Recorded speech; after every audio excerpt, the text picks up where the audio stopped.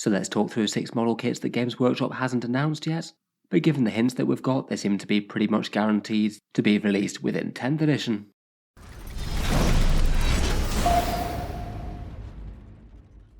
Hello and welcome back to Warspecs Tactics, where today I thought just for a fun video we'd cast our eyes into the future.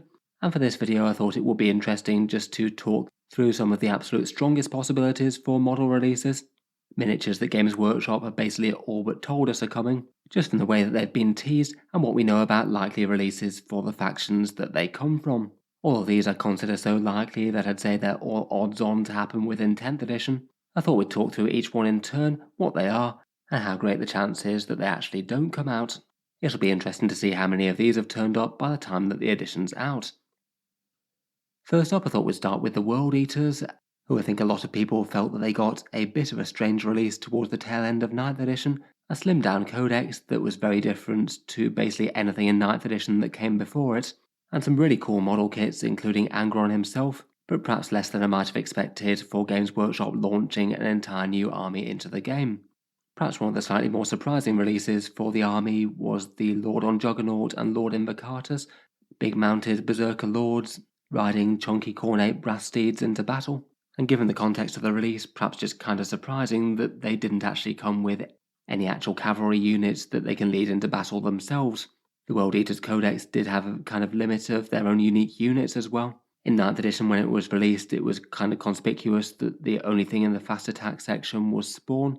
In 10th edition it's meant that Games Workshop have had to make the unusual choice of allowing a cavalry model to join infantry, something that they don't really do all that often, and even things like Lord Solar for the Astra Militarum still has the option to lead things like Rough Riders. As a result, in 10th edition, pretty much everyone's expecting that World Eaters will get a fairly solid miniature release, probably the other half of the miniatures that we might have seen with the launch of the Codex if Games Workshop hadn't decided to split it. And I'd honestly be very surprised indeed if we didn't get some sort of Khorne Berserker riding Juggernauts unit as a heavy cavalry unit for the army.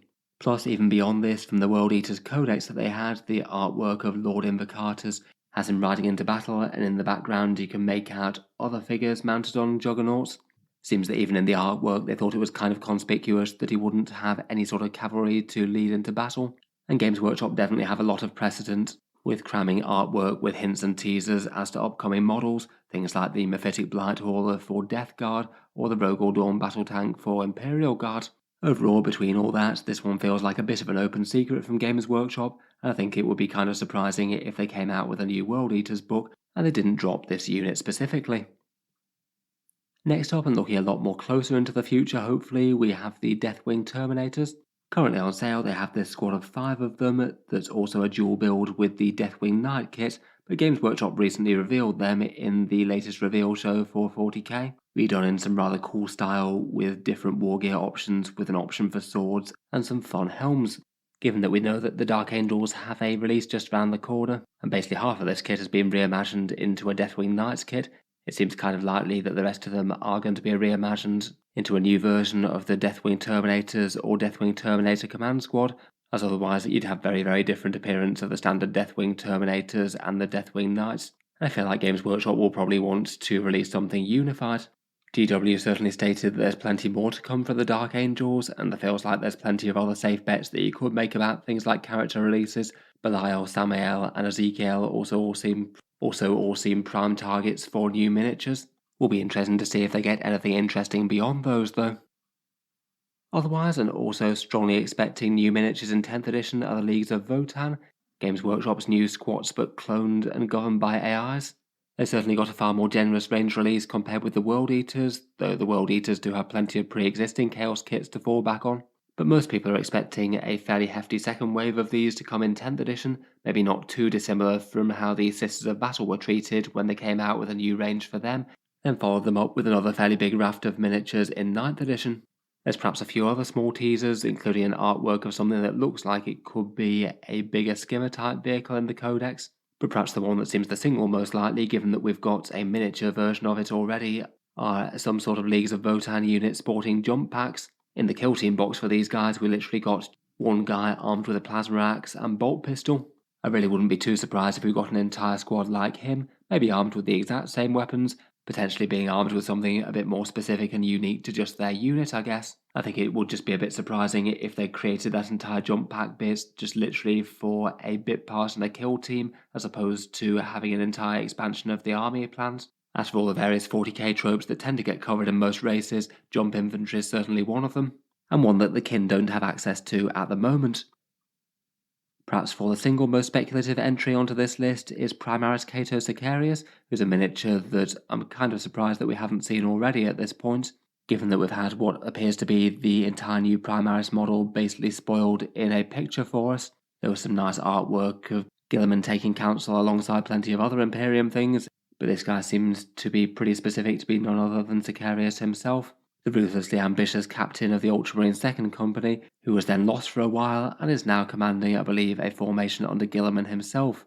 While we saw the artwork a little while back, I feel like his miniature's pretty much inevitable at some stage.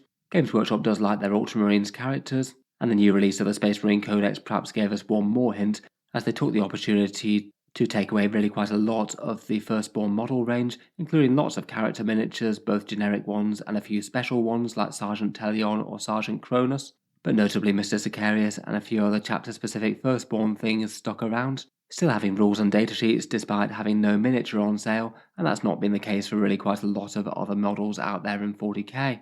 Commissar Yarrick himself even went that way. With those miniatures, you wouldn't necessarily need to have an updated datasheet for them when they came out. You could just literally release the miniature and use the old rules, though I would say that out of all the characters in the Codex, Cato Sicarius is probably one that could use a bit more love in terms of doing interesting things on its datasheet. Still though, it feels like a small character release that Games Workshop could throw the Space Marines way at any time they really wanted.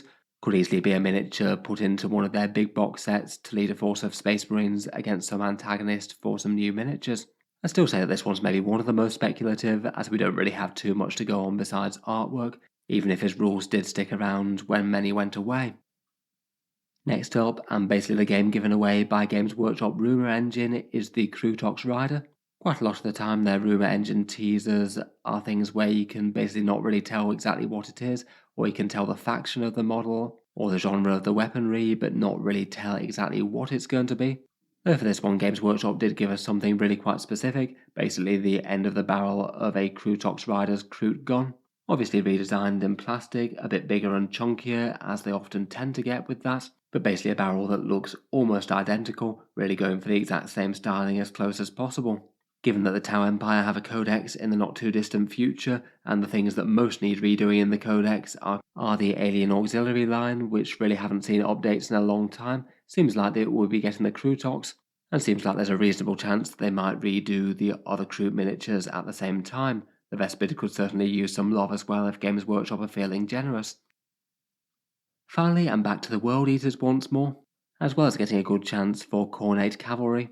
It does look like there could be a very likely character miniature on the way for the World Eaters when they do get their next release wave, and that will be the Berserker Surgeon, a unit that Games Workshop made really quite a lot of lore references to when the World Eater range launched the first time round. Though I must admit the name itself is a bit alarming. I'm not sure I'd trust a Khorne Berserker to do any sort of surgery, probably even less so than an Orc Painboy. From the lore and teasers that they released around the time, it sounds like these guys are basically the ones that hold the World Eaters together and functional in some form over the millennia. Perhaps not the easiest thing to do with a whole legion of blood-mad, cornate, angry murderers.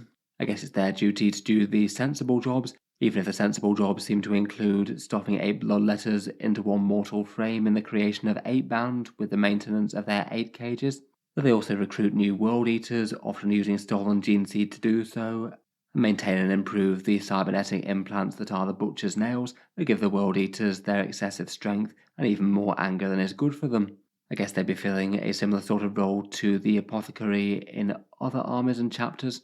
The Resurrection type special rule that they get is maybe a little bit underwhelming, so hopefully they'll give something a little bit more interesting to the Khorne Berserkers they'll likely be able to lead. Will be interesting to see what else turns up with the next World Eaters release. I'm sure new unique Terminators are probably on the wish list for quite a lot of people though. So anyway, let me know your thoughts on those 6. Do you think that any of them are unlikely or might not see a release in 10th edition? Let me know your thoughts down in the comments below. And which other miniatures out there do you think might have been added to this? Are there any other good things that we've got good hints for so far? If you've enjoyed the video, then feel free to subscribe to Auspex Tactics, while I'll certainly keep the regular 40k videos coming. I do tend to post new ones just about every day. Finally, if you have been enjoying the videos on the channel, I would just like to mention that Auspex Tactics does have a Patreon page as well, and you can find that linked in the video description if you'd like to help support and keep these coming. Channel patrons do get a fair few advantages, seeing certain videos early, regular votes to see what sort of things happen next on the channel, and automatic entry into the regular prize giveaways with a chance to win some big model kits each month. If any of that sounds good to you, or you'd just like to help support, the link is down in the video description. In any case, a massive thank you for listening, and I'll hope to see you guys next time.